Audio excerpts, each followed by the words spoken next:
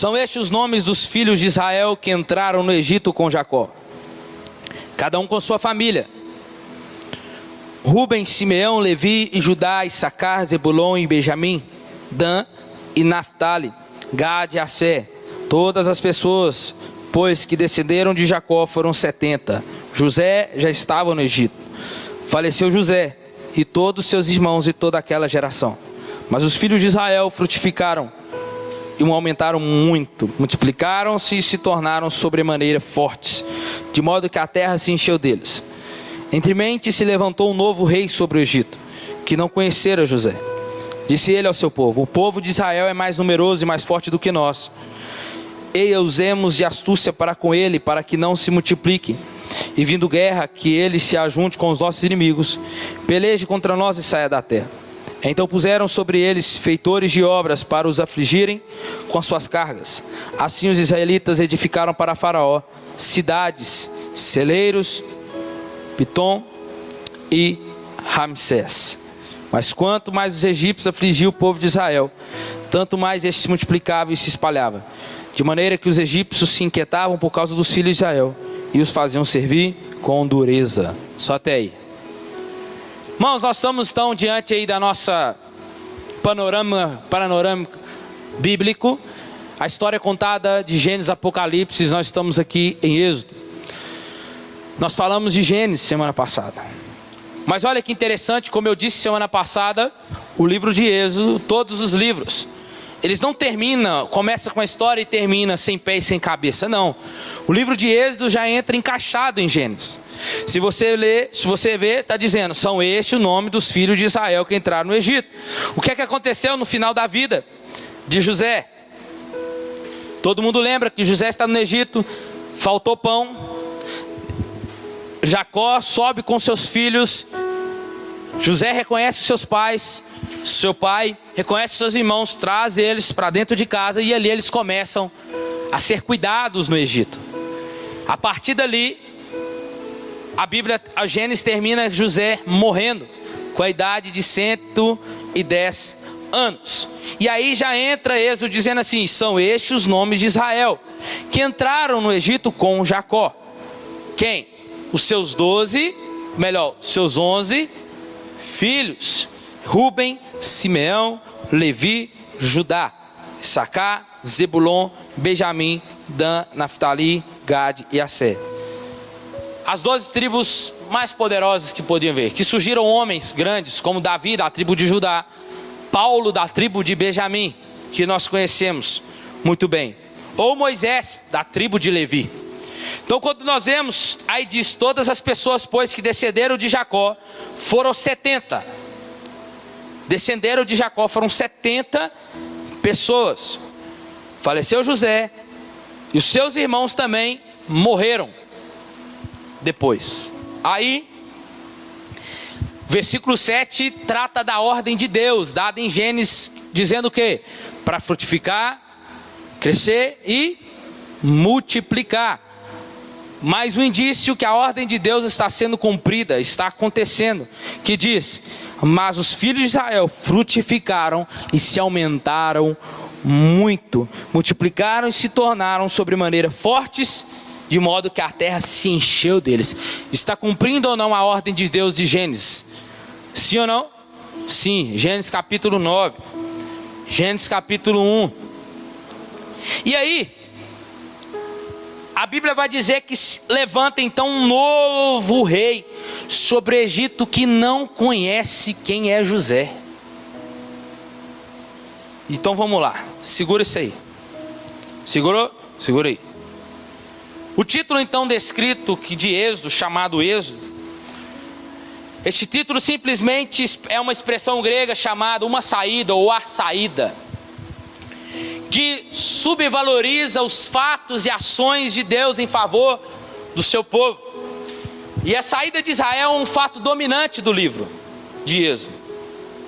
Como lemos as palavras iniciais de Êxodo, são estes os nomes, demonstra que de fato Êxodo é a sequência de Gênesis. Hebreus 11, 22 vai dizer assim: Pela fé, José, estando próximo do seu fim, fez menção da saída dos filhos de Israel e deu a ordem acerca de seus ossos. Como assim? José menciona algo aqui de uma forma profética que iria acontecer, lembrando das promessas que Deus tinha feito a Abraão, a Isaac e a Jacó.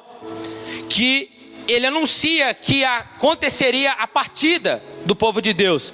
Gênesis capítulo 50, versículo 24. José disse assim: disse a José a seus irmãos: eu morro, mas Deus certamente vos visitará e vos fará subir desta terra para a terra que jurou a Abraão, a Isaac e a Jacó. José está dizendo: vocês não vão ficar aqui. Há uma promessa de Deus que vocês vão sair daqui e vão para a terra que Ele prometeu aos nossos pais.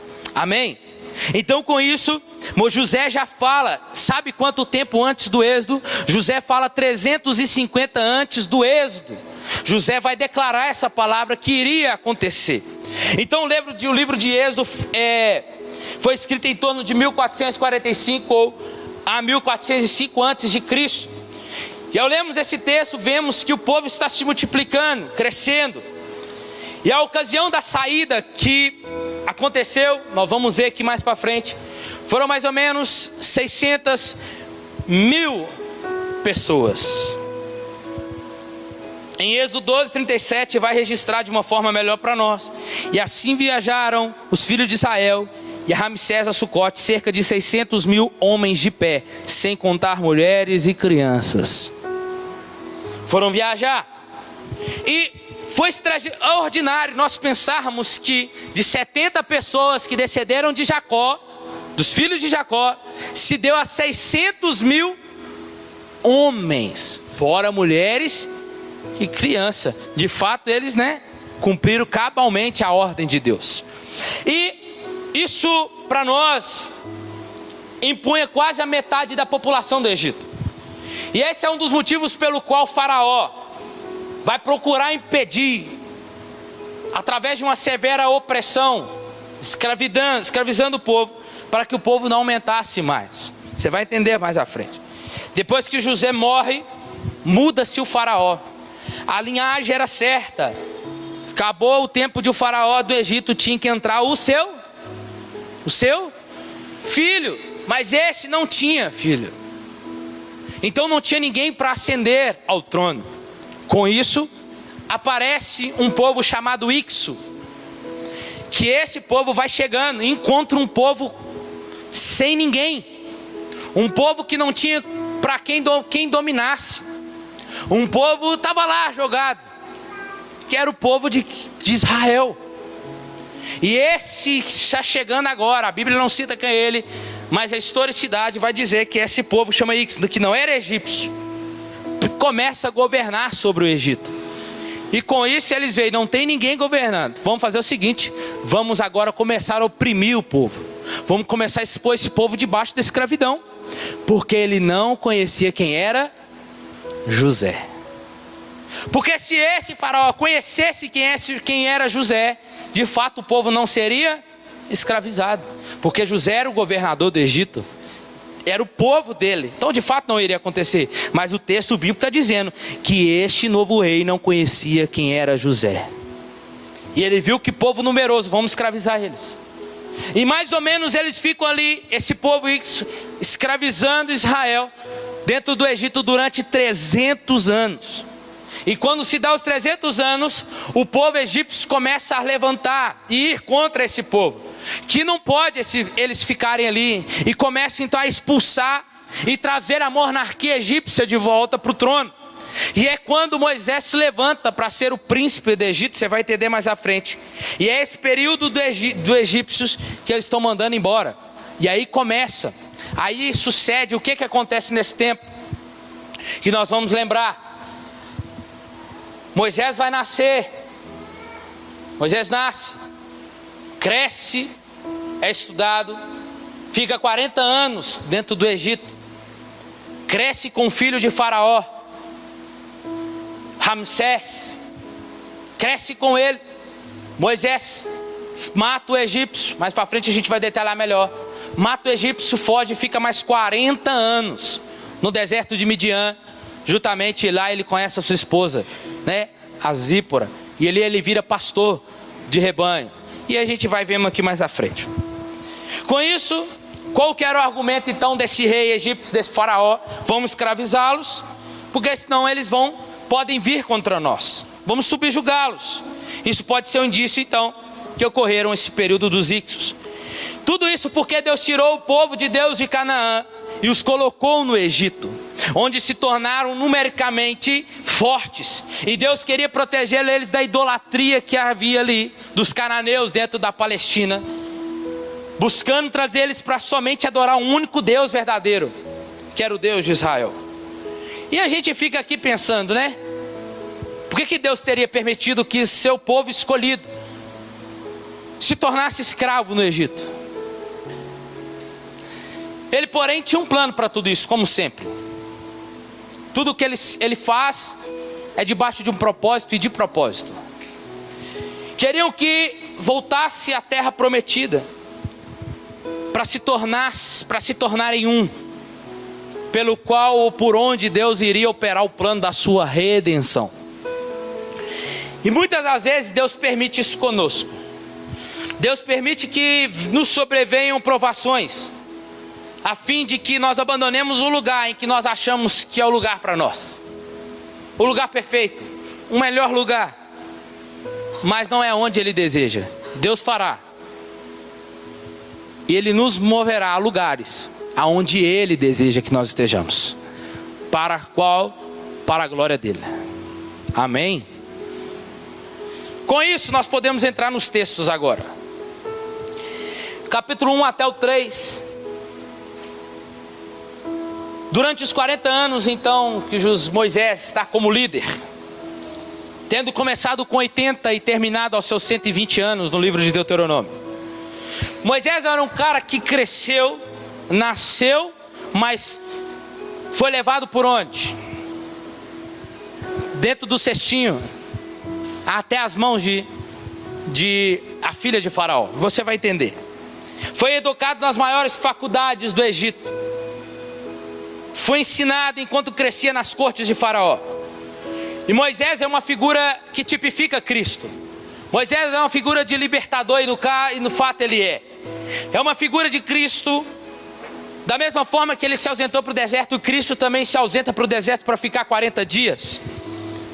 Depois que Moisés mata o Egito, no versículo 11, ele foge e fica mais 40 anos fora. E quando ele volta, quando Deus encontra com ele, em Êxodo capítulo 3, diante de uma sarça que não se consumia, Deus manda ele ir, chama ele e vai. Moisés já está agora com 80 anos. Mas cada vez agora, o que é melhor dizendo, agora ele volta sob a direção de Deus, para ser o líder de Israel, para ser o líder do seu povo. E nada melhor do que Deus não usar, né, Moisés. Moisés era o cara, o homem mais preciso, ou melhor, aquele que estava mais, podemos dizer, à altura daquilo que Deus queria fazer. É como eu disse pela manhã, Deus se move na história de forma soberana. Deus movendo na história de forma proposital tudo que aconteceu e viesse a acontecer. Moisés foi para o Egito, estudou. E quem que Deus poderia levantar no Egito? Ou melhor, para libertar o seu povo? Moisés, a qual Deus conseguiria falar com ele, e ele ia ali entender. A experiência que Moisés tinha no deserto de Midian, com a sua esposa. E agora depois ele vai passar mais 40 anos liderando o seu povo. A vida de Moisés corria sério perigo, quando ele era muito novo. Vou ficar sempre indo e voltando na história assim. Qual que era a ideia de Faraó da época? Matar o quê?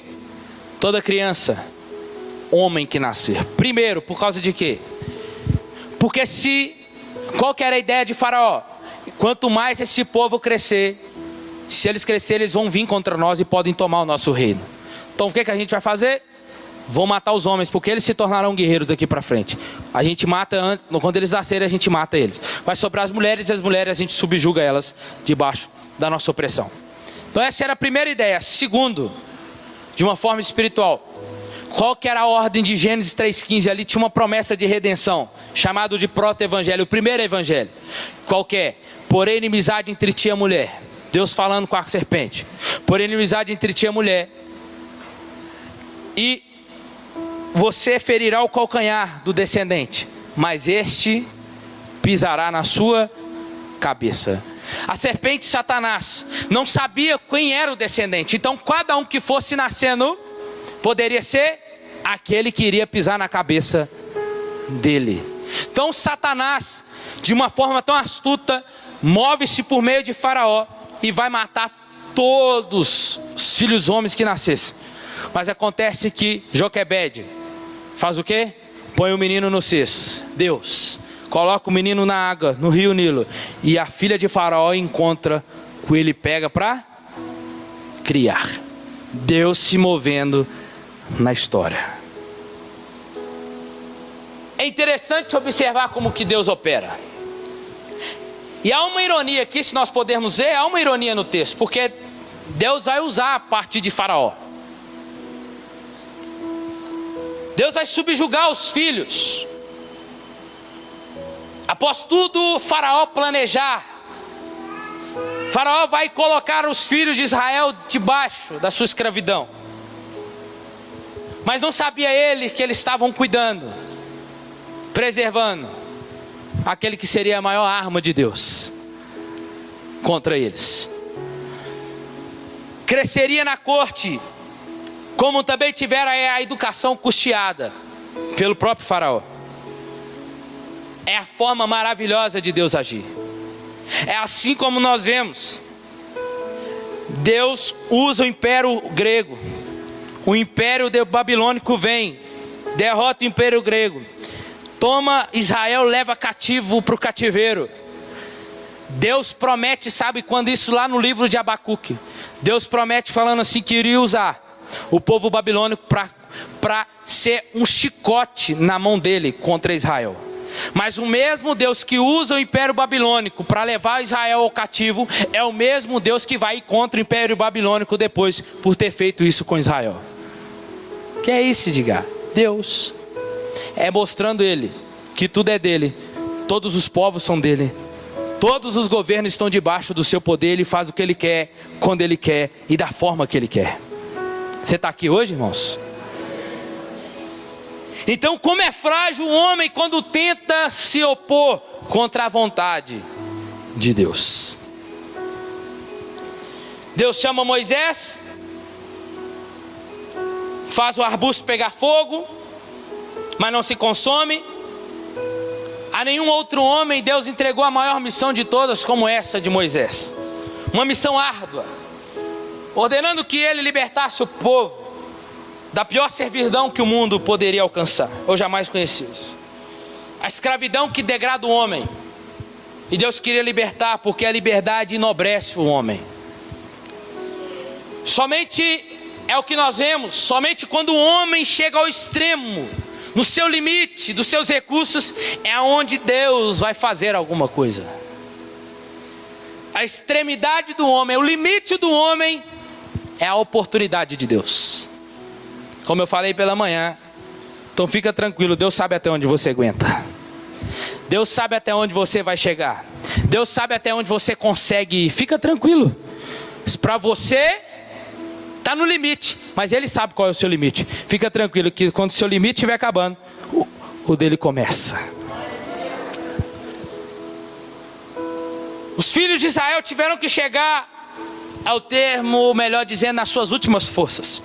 É quando eles gritam, e Deus diz para Moisés assim: Moisés, eu ouvi a aflição do meu povo que está no Egito, eu tenho ouvido o seu clamor, eu conheço os sofrimentos dele, e chegou a hora, Moisés, é você que eu vou usar. O livro de Êxodo então nos ensina que Deus executará o seu plano sobre o homem, que o homem pode falhar, Satanás pode investir, mas Deus contudo fará cumprir os planos dele. Quando Moisés estava preparando para a sua missão, Deus fala na sarça ardente, perto do Sinai, e chama ele. E com isso ele não voltaria sozinho agora. Deus dá a ele alguns sinais. Deus diz: Moisés, se ele não quiser te livrar, pega o seu cajado, joga no chão. Jogou, virou uma serpente. Moisés, pega de novo. Pegou, se transformou no cajado. Moisés, encosta o teu cajado no rio, na água, virou sangue. Toca de novo. Moisés, coloca a mão no teu peito agora. Tira, fica leprosa. Coloca de novo. Volta. Os únicos 2 sinais que Moisés mostrou no Egito para o faraó e para os mágicos foram só a água e sangue e o cajado. Alguns teólogos vão dizer que quando Moisés, Deus pede para ele colocar a mão e se transforma em leproso, alguns vão dizer que é porque Moisés estava leproso ainda diante de Deus. Alguns vão dizer, então a gente não vai afirmar não, tá bom? O que a Bíblia não afirma, a gente não afirma. Onde a Bíblia não tem fala, a gente também não fala. E aí, chama Arão, Arão vai acompanhar ele agora. Vamos embora, a missão. E aí, Deus fala para Moisés: você vai mostrar isso se precisar, para que estes sinais conduzam Faraó ao arrependimento e liberte ao povo. Mas para mostrar para Faraó também que existe somente um Deus, o único verdadeiro Deus, o Deus de Israel. O termo Faraó, que é dado ao rei do Egito, a que se auto-intitulava filho de Ra, ou que era filho do sol, que isso de uma forma histórica nasceu por Nimrod, lá em Gênesis capítulo 11. A partir dali, o próprio Nimrod, ele se intitula o Deus Sol. Tem várias, a gente pode usar vários textos bíblicos aqui, mas a gente, para não fugir, a gente fala depois. E com isso eles são chamados, Faraó diz que eles são filhos de Ra, que é como um Deus. Além do Deus falso Ra, os egípcios tinham um panteão de Deus, que eram responsáveis pela vida, pela fertilidade, pela imortalidade. E Deus já tem tudo tramado contra eles. Deus vai até Moisés, vai até Deus, ó, mostrei tudo, não adiantou nada. Falou que não. Diga para Faraó que começaram a enviar pragas sobre o Egito. E aí acontece que, em contraste dos deuses deles, as 10 pragas vêm para revelar a grandeza de Deus, o seu poder e sua soberania, como um único e verdadeiro Deus que existe. Deus então começa a agir. Faraó devia reconhecer e confessar Deus e liberar o povo. Só que Deus vai enviar as pragas como juízo contra os egípcios, mostrando a sua falsa religião. Como que foi isso que aconteceu? Por que as águas se transformaram em sangue? Por que as pragas como infestações de rãs, piolhos, moscas e gafanhotos aconteceram?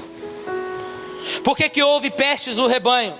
Feridas como chagas nos egípcios, chuvas de pedras, escuridão e a morte dos primogênitos. Isso tudo tem um significado aqui. Primeiro, a água em sangue, Êxodo capítulo 7. Cada uma dessas pragas foi dolorosamente, literal, irmãos. Não foi do sentido figurado, aconteceu de fato. Tudo isso contra o aspecto da falsa religião do Egito. A primeira, então, a transformação do Nilo e de todas as águas do Egito em sangue. Foi uma ofensa ao Deus chamado Deus Nilo.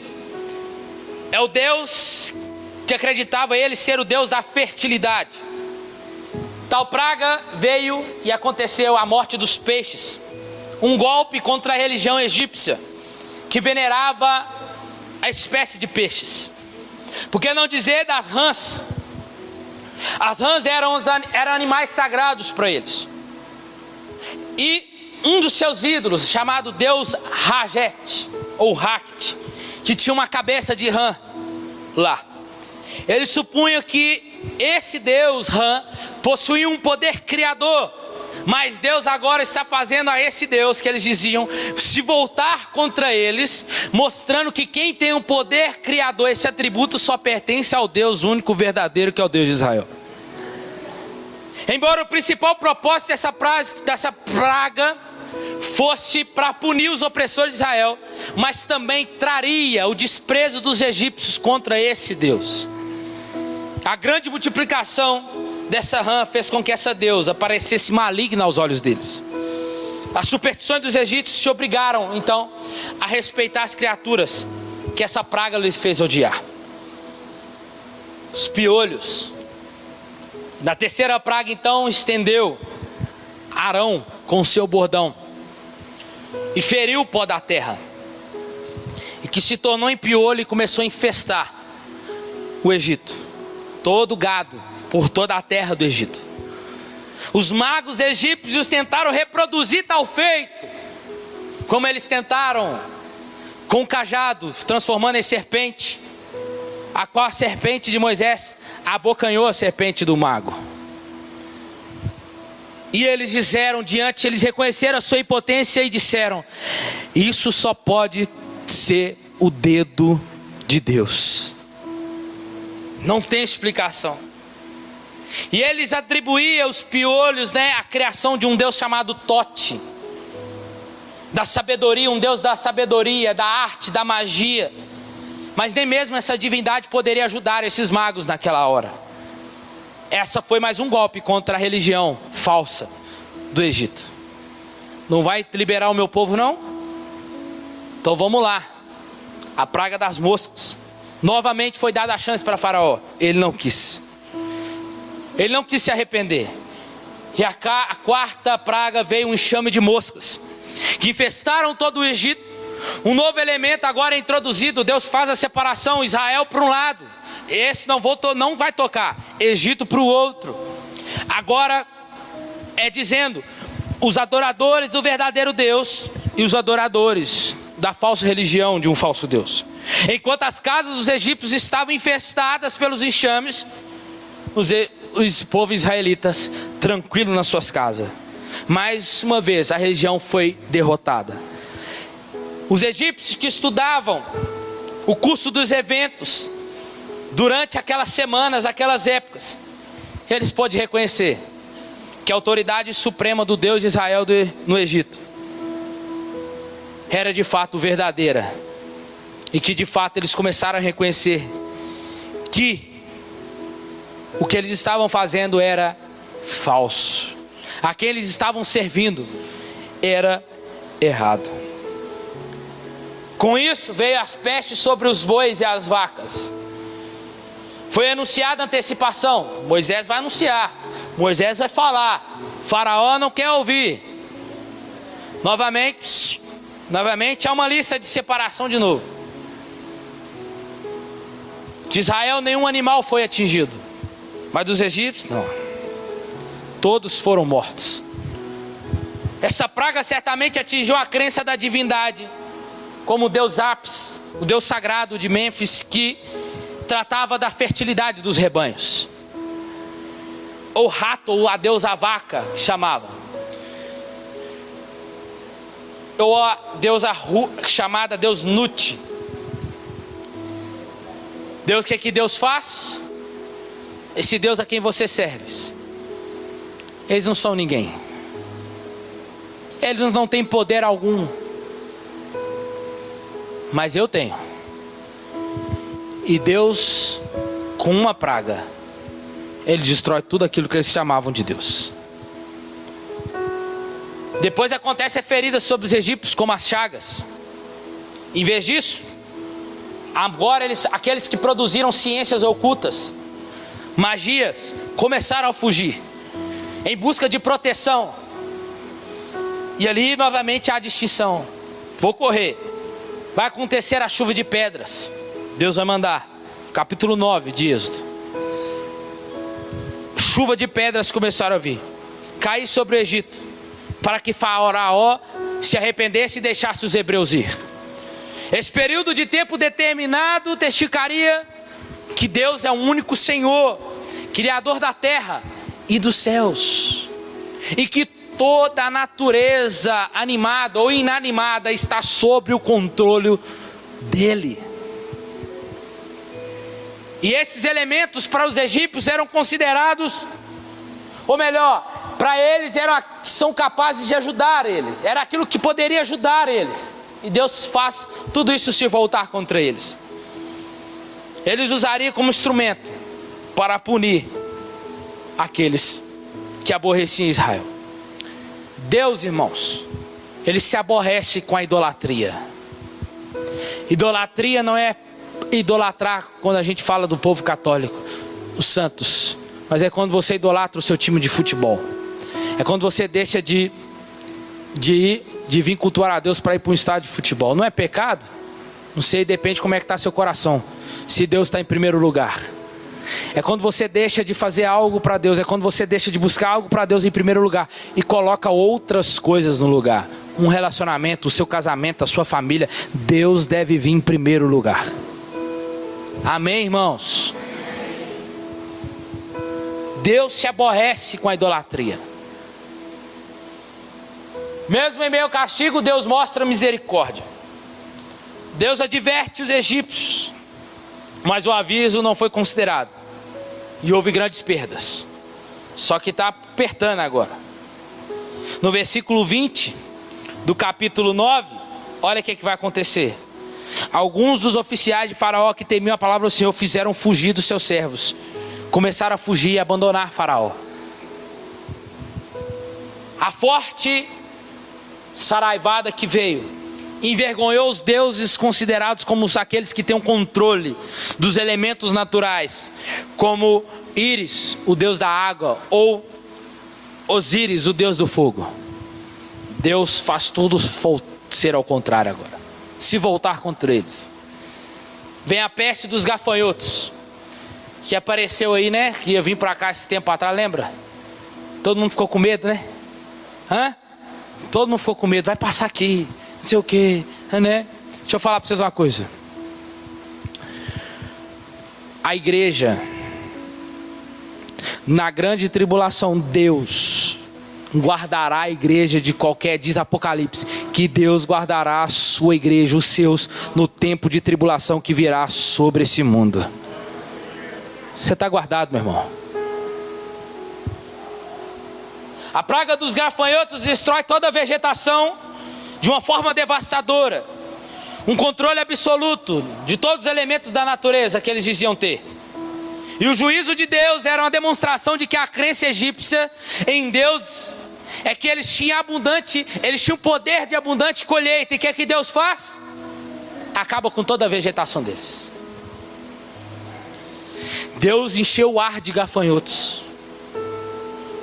Os deuses egípcios, como o deus Shu, o deus do ar, ou Sebeque, o deus inseto, não puderam fazer nada para impedir. E agora as densas trevas, a nona, estamos indo. O Egito fica em densas trevas, e as trevas eram tão densas que era possível tocar elas. A escuridão, e Deus está contrariando de novo Egito. Por quê? Qual que era o nome de Faraó que ele se dava? Filhos de Ra, ou os filhos do Sol. Um deus dele, o maior deus deles era o deus Sol. Sabe o que Deus faz? No dia, Deus lança as trevas. Que Deus é esse, né, meu irmão? É o seu Deus. O Deus de Israel, o Deus da igreja.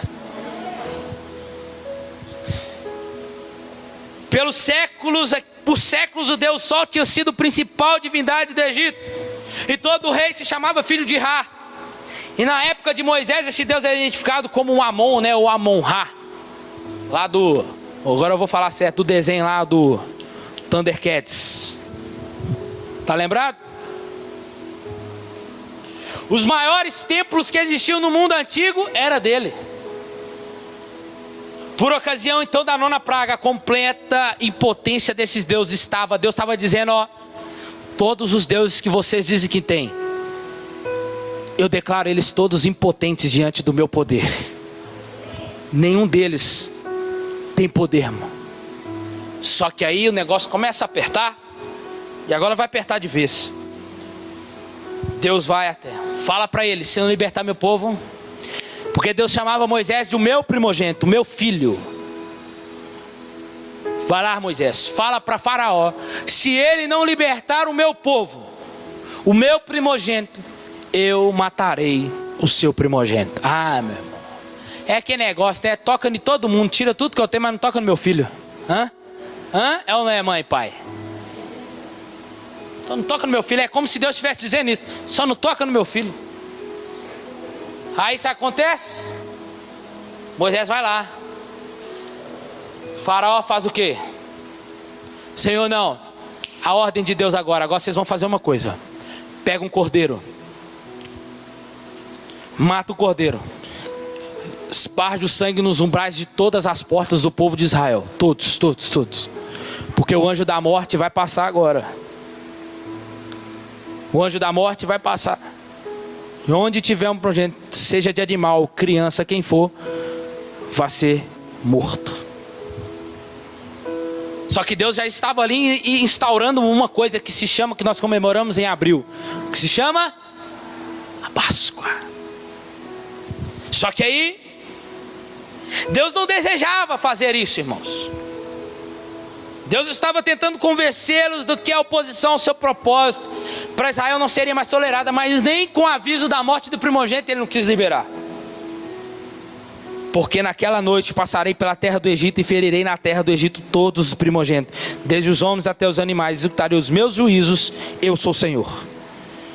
E os governantes do Egito chamavam a si mesmos de filhos de Ra, se proclamavam divinos.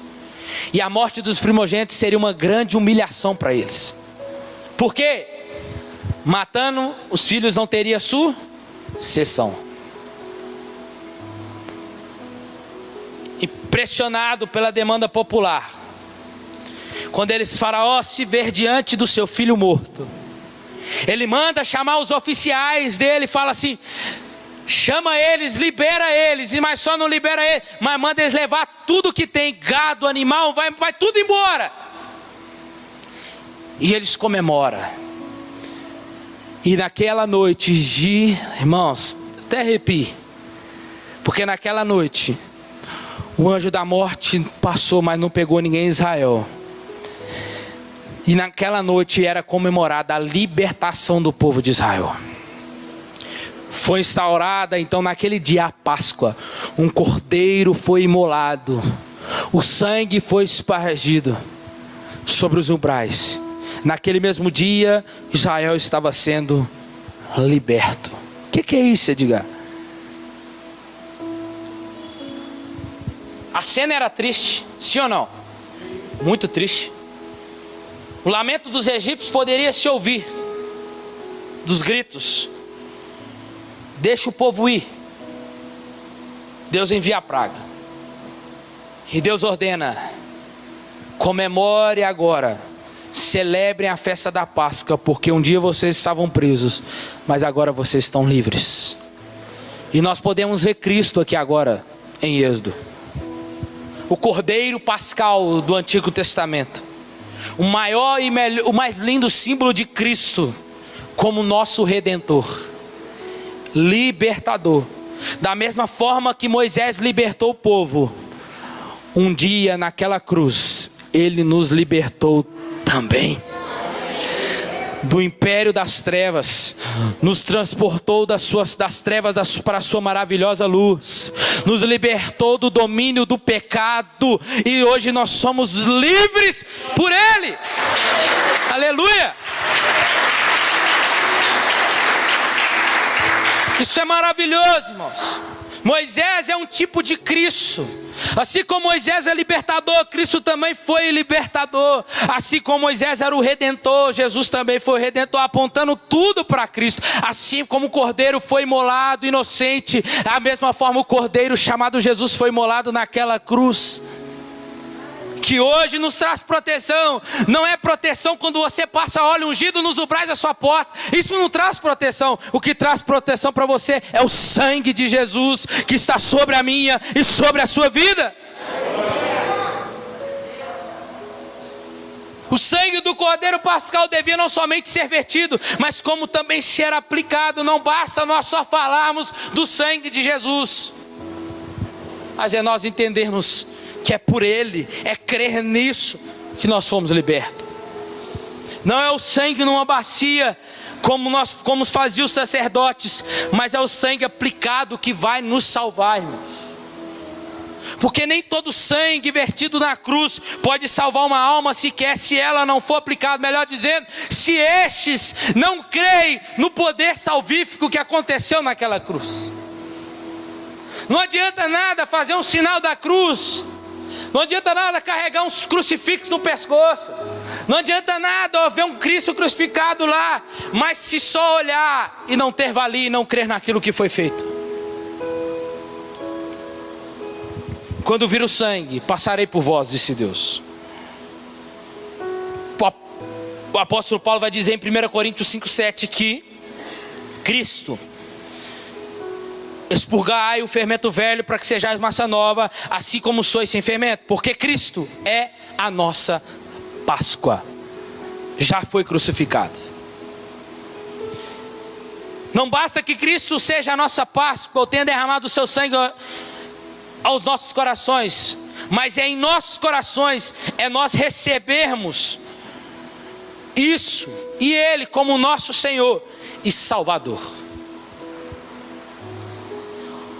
Os israelitas durante 400 anos haviam sido escravos no Egito. Agora com os filhos, rebanhos, partem carregados de riquezas e joias. Tudo isso tem um propósito, irmãos. Tudo isso. O salário atrasados que eles não recebiam, retido por tantos anos de servidão, Deus estava deixando eles levar para um propósito lá na frente, para a construção do tabernáculo. Qualquer israelita naquele dia que recusasse se partir diante de uma porta aberta perderia a oportunidade, porque era noite de Páscoa. Como hoje, culto de ceia, é noite de você lembrar que você está livre.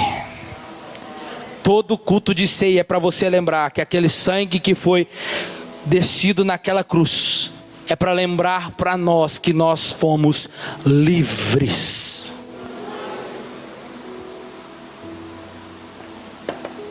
Por que não falar, né? Rapidamente da passagem do Mar Vermelho, de uma forma bem rápida. Eles estão indo em festa. Imagina a festa que eles estavam fazendo a caminho. Eles tinham outro lugar para passar, mas é um lugar que poderia muitos viessem a morrer. Mas Deus é um Deus que age no sobrenatural usando meios naturais. Isso é maravilhoso. Estão diante do Mar Vermelho. Qual é, Moisés? A nós aí. Trouxe a gente aqui, tirou a gente de lá para morrer aqui? Tchau para você. Deus. E agora? Uai, Moisés, diga o meu povo que marche. Imagina a cena, talvez os irmãos eles diante do mar, eles parados, talvez já fazendo posição de marchar. E a Bíblia diz que vem um vento do oriental, de lá para cá. Imagina Deus soprando lá do céu, hein? Varrendo o mar como você estava varrendo lá, aquele vento que sopra, e a água só. Isso é maravilhoso, irmãos. O povo atônito, Deus dizendo: você acha que acabou? Não acabou ainda não, calma aí. E eles passam, e a Bíblia diz que eles passaram a seco. Eles não chegaram com o pé lá cheio de barro, não, porque Deus secou tudo para eles passar. Eles passaram a seco. A Bíblia está dizendo isso. Alguns teólogos vão querer dizer: não, deixou algumas migalhas lá, tinha algumas aguinhas lá, não, está a água batendo na cintura. Não, a Bíblia está dizendo que eles passaram a seco, irmãos. Deus varreu para passar. Não é igual que esses filmes que a gente vê, não. Passou. Alguns aplicam isso como batismo, usando a palavra de Paulo em 1 Coríntios, que nós fomos batizados na água e na nuvem. Mas aquilo ali é outro contexto, não podemos aplicar dessa forma. E aconteceu mais um fato lindo, né? Mais um milagre. Com isso, Deus então ele chega então para restaurar. Deus agora começa a cuidar deles. A nuvem para poder dar sombra a eles de dia, e à noite a coluna de fogo para aquecê-los. Deus está cuidando do seu povo. Com isso, Deus vai chama Moisés para ir para o monte. Moisés, sobe aqui. Por quê? Preciso dar algumas leis para esse povo. Cerca de 3 milhões de pessoas no deserto, para adorarem a Deus e receberem a lei que Deus daria. Até o momento, tudo que aconteceu foi por misericórdia e graça, porque Deus estava vendo as necessidades deles e foi libertar quando eles gritaram. Agora Deus está guiando pelo deserto. Agora Deus tinha trazido ao sinal, ele faz ao povo, ele lê, o povo lê e faz uma declaração para o povo do que ele agora deseja, o que ele quer. Porque a lei dada a Deus por meio de Moisés, a lei exigia perfeição. Lição 13, ou melhor, lição 14 do catecismo da nossa cidade, da nossa lição de célula. Você vai chegar lá, você que está na célula. A lei exigia nada menos do que a perfeição. Mas depois da queda não tinha um justo sequer. Desde que foi dado então não tinha um que cumprisse na íntegra o simples furo nela, ou prejudicaria a perfeição que ela requeria. A alma que pecasse tinha que morrer. Ninguém conseguia guardá-la. Por quê? Porque Romanos 3:23, todos pecaram. E a lei era para dizer o quanto nós somos pecadores e mostrar como nós somos frágeis. A lei era o espelho de Deus. A Bíblia diz em Êxodo 32 que Moisés desce com as tábuas, escrita na frente e por detrás. Por quê? Por quê? Primeiro que Moisés precisava ouvir o que ele estava lendo. Era 2 tábuas escritas dos 2 lados. 5 mandamentos aqui, 5 do lado de cá. 5 aqui, 5 do lado de cá. Por quê? É Moisés dizendo, é Deus dizendo para Moisés: Moisés, antes de você falar ao povo, você fala para você primeiro. Antes de você querer ensinar o povo, eu estou te ensinando primeiro. É por isso que ela é escrita de ambos os lados, diz o texto em Êxodo 32.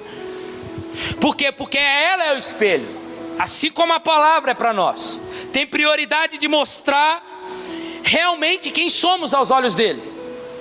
De mostrar que nós temos o rosto sujo. E que porém ele pode tornar-se limpo. A lei revela as nossas fraquezas e pecados.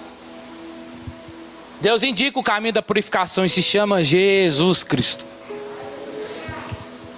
A lei apontava para Cristo. Toda a lei.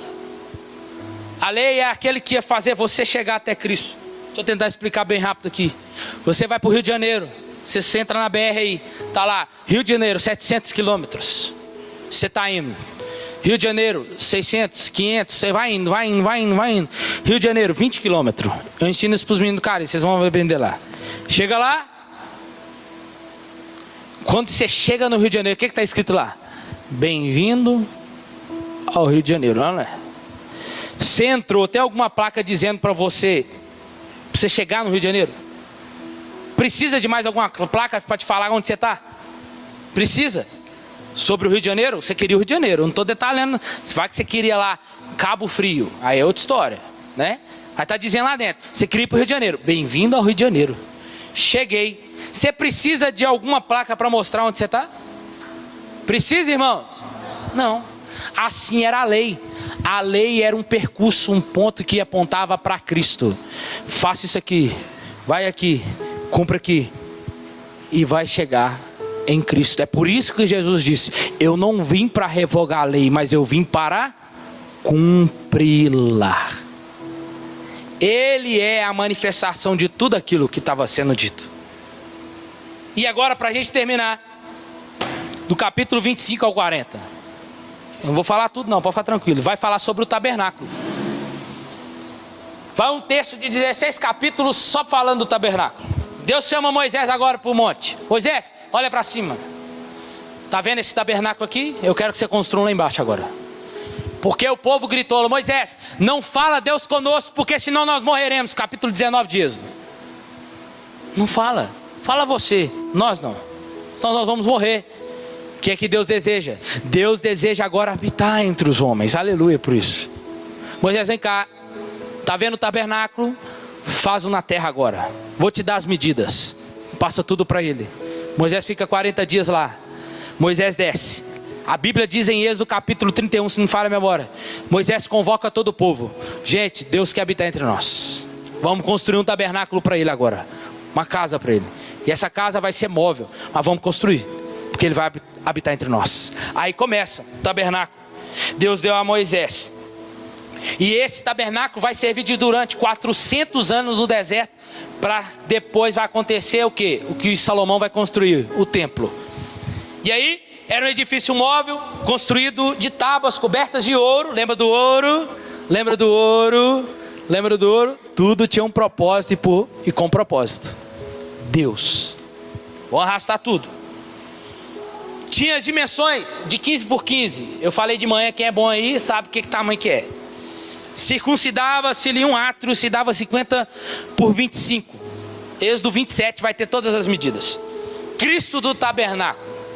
Se eu fosse detalhar cada utensílio do tabernáculo, cada coisa, você vê Cristo aqui. Espera aí, daqui a pouco você põe a imagem.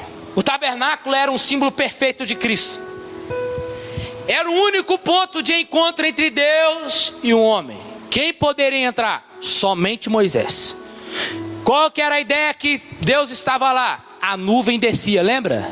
Depois que Moisés inaugura o tabernáculo, Êxodo capítulo 40, a nuvem da glória de Deus desce sobre o tabernáculo. Está lembrado? Então isso vai acontecer em Levítico várias vezes. Assim, uma parte do sacrifício de Cristo.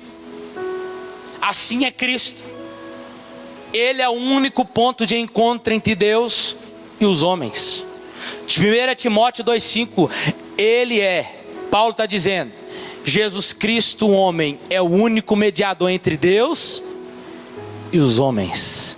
Não é Dona Maria, não é Maria sei lá do que, não é sei lá quem, sei lá quem, sei lá quem. Se chama Jesus Cristo. Ninguém vem ao Pai se não for por mim. Ele é o caminho, Ele é a verdade e Ele é a vida. Ele é o meio, Ele é a ponte para ir até Deus. Assim como o tabernáculo era, Cristo também era. Aí imagina agora, aqui é o lugar santo dos santos, aqui é o santo lugar, lá fora na entrada ali é o átrio. Vai, imagina isso aí, era assim, tá? No átrio exterior, lá fora, lá tinha o altar de bronze, onde oferecia as ofertas queimadas. Se Cristo, Ele é a nossa oferta pelo pecado. Lá também tinha a bacia que estava lá para a purificação. Depois que ele mata o cordeiro, o sacerdote tinha que se lavar, purificar para poder entrar agora no lugar santo. O lugar santo, pensa que agora aqui, lá estava o candeeiro de ouro, ou 7 castiçais, simbolizando Cristo, como sendo a luz do mundo. A mesa dos pães da preposição, Cristo apontando para Cristo, que seria o pão da vida que desce do céu. O altar de ouro para o incenso, simbolizando a intercessão de Cristo ao nosso favor. É aquele que media as nossas orações. E agora o santo dos santos, é esse lugar aqui. Se levantarmos o belo véu, simboliza o corpo de Cristo. Veremos a arca da aliança agora lá dentro, que simboliza a presença de Deus. E nesse santo dos santos, o sumo sacerdote entrava uma vez por ano, para oferecer naquele cordeiro, sem defeito, sem mácula, o pecado de toda Israel. Mataria aquele cordeiro, aspergeria o sangue sobre o altar. Ele levaria, depois que ele terminasse, e espiar, substituir. Aquele cordeiro entraria em substituição no lugar do pecador. Aí ele entraria uma vez por ano, que na sua bainha tinha uma campa e uma romã. E aquela campa e a romã, quando batiam uma na outra, fazia barulho enquanto ele andava. Era amarrado a cortinha na cintura ou no pé, que ficava lá do lado de fora. E ele entrava com o incenso e lá dentro ele ia oferecendo. Quando ele entrava lá dentro, ele aspergia o sangue sobre o propiciatório, que é a tampa da arca da aliança. E aí, irmão, segura aí. Segura aí, vai tentar comigo aí. Quando ele chega nesse parte, e olha que ele esparge o sangue, a ira de Deus desce, porque a ira de Deus descia sobre o pecador. E qual que era a ideia? Que Deus recebia então o sacrifício. A nuvem descia sobre o tabernáculo. E a ira de Deus era aplacada por aquele cordeiro, que foi o substituto do pecador. Você está entendendo? Está entendendo? Enquanto então ele ficava ali o sumo sacerdote. Por que aquela cordinha de gás? Porque se ele tivesse um pensamento impuro lá dentro, ele era fulminado na hora. E por que a cordinha? Porque ninguém ia entrar para tirar, morrer também. Então Deus não puxava lá. O que é isso, Edgar? O que é isso? Segure agora. No livro de Hebreus diz que Cristo, ele é o nosso sumo sacerdote. Ele não é só o sumo sacerdote, mas também agora precisa de um sacrifício. Ele é agora o sacrifício também. Aleluia. E aí, sabe o que acontece? A Hebreus vai dizer que através dele, olha o que acontece em Hebreus. O Filho é o resplendor da sua glória, expressa a imagem da sua pessoa, sustentando todas as coisas pela palavra do seu poder. Havendo feito por si mesmo a purificação dos nossos pecados, levou sobre ele como um cordeiro sem mácula. Assentou-se à destra da majestade de Deus. O que é isso, Edgar? Entende uma coisa agora, você vai entender. Jesus, como agora, precisa entrar de uma vez por todas para oferecer para o nosso pecado. Precisa de um sumo sacerdote. Ele é o sumo sacerdote. Precisa de um sacrifício. Ele é o sacrifício. Então ele vai e entra de uma vez por todas no Santo dos Santos. E qual que é a ideia? Que o Senhor Deus, ele recebeu o sacrifício na cruz. Qual que é?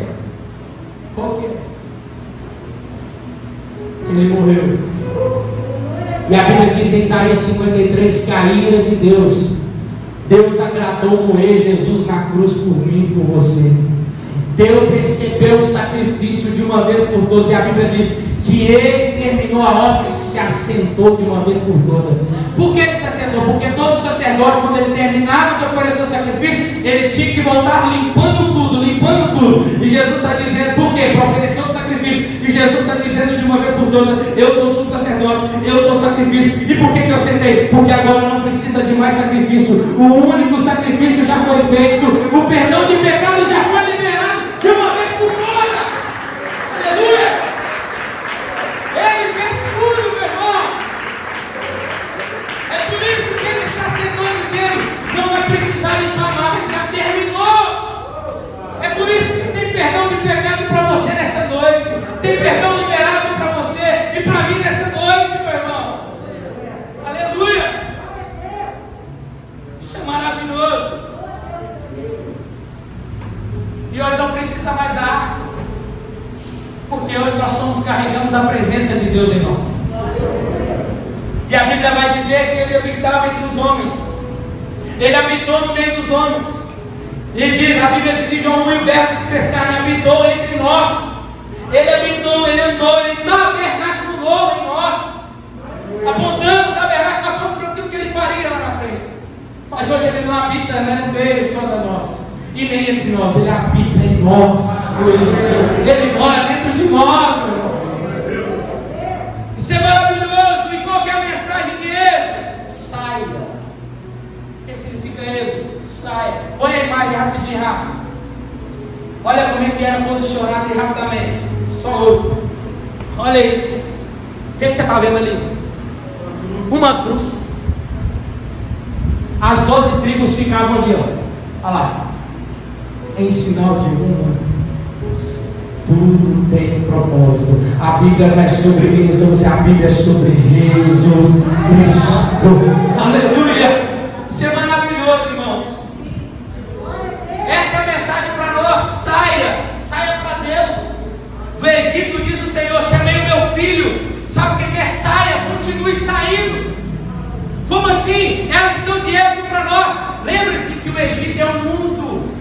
O Egito são as obras pecaminosas, é o sistema corrupto deste mundo. Faraó é o Satanás representado. E Deus está dizendo declarar isso. Tem êxito para a sua vida todos os dias. Então saia para mim. Continua se voltando para mim. Fica de pé no seu lugar.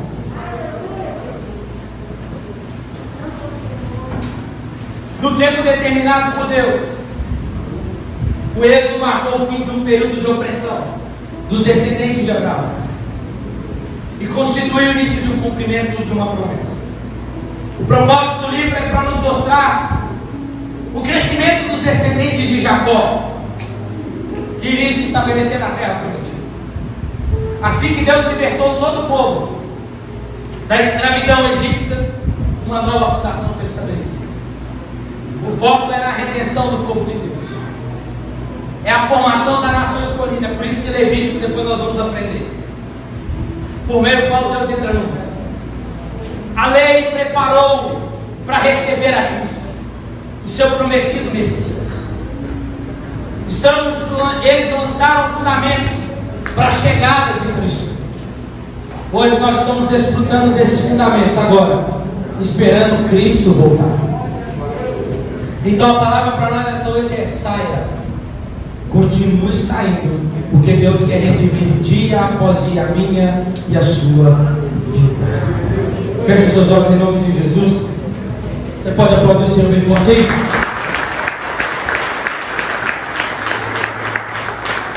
Então hoje é uma noite de